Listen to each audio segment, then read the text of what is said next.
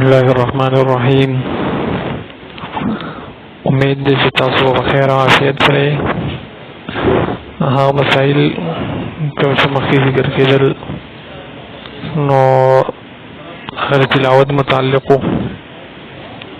او هغه مسائل ذکر کیږي کوم چې د عام حالاتو سره متعلق دي او دا غي نه یو دا شي په ګرمۍ کې د اندواني استعمال څنګه دی.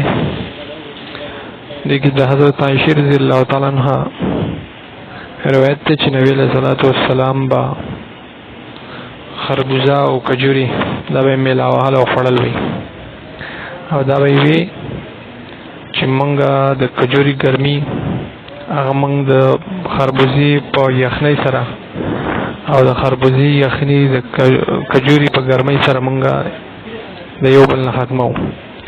یخنی او ګرمي دواړه ختم شي د انسان د بدن نه. د حدیث سنن ابي داود کې 38-36 کې 3836 حدیث ته باب د فی المجمع بین اللونین فی الاکل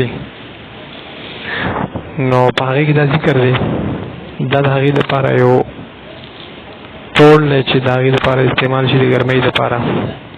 نو کوشش کوئ چې تاسو هم داسې خوراکونه خورئ چې هغه یخ او ګرم په هغې کې دواړه جمع شي.